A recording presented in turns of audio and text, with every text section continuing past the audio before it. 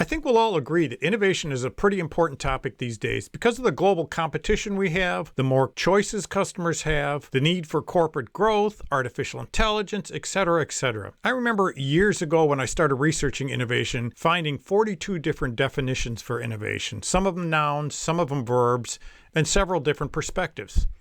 I did find, however, there are some fundamental and common themes that clarify what innovation is into a relatively universal definition. But how does invention and improvement relate and compare to innovation? Is one more important than the other? Is there an order that they should be used? Welcome to innovationtutorials.com, where we introduce several tools, techniques, concepts, and best practices around innovation and inventive thinking in 5 minutes or less. In this video, I will introduce my take on invention, innovation, and improvement, what they are, through a verbal and a graphical representation. I'll highlight the commonalities and differences. I'll show you a few examples, and of course, I'll let you be the judge on whether you agree with these perspectives. These videos are very short, less than 5 minutes, so grab a coffee and let's get started.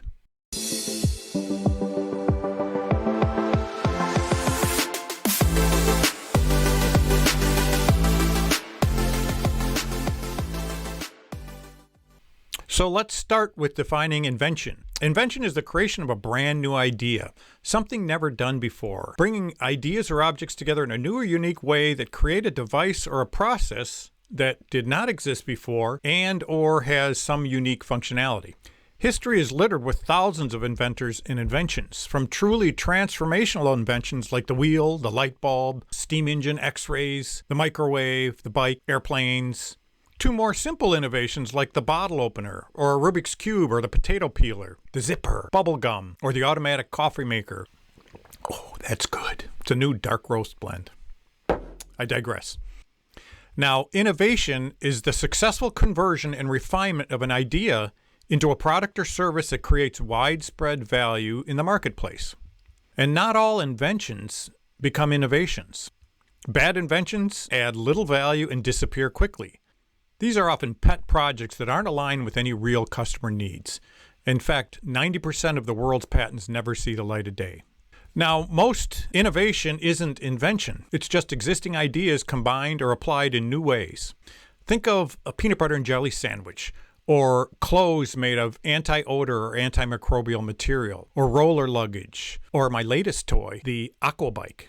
The individual components of all these clearly existed already, but they were unconventionally combined to create some offering with widespread value in the marketplace. Now, you can also improve things without invention or innovation. An improvement is optimizing parameters of something that already exists to improve the existing value. It doesn't create new value, it improves the existing value. Most Six Sigma, Lean, Kaizen, and value engineering projects fall into this category. Not all, but most of them.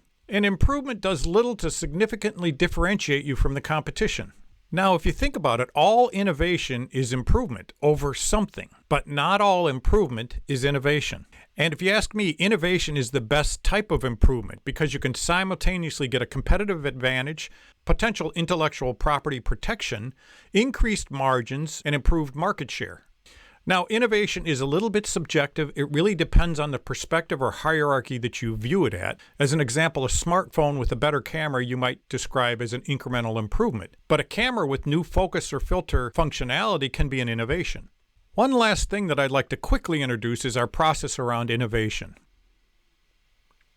We won't go into great detail here, but we have an 8-step framework for innovation that has the following steps. Check in the video description below for a link to another video on this 8-step topic.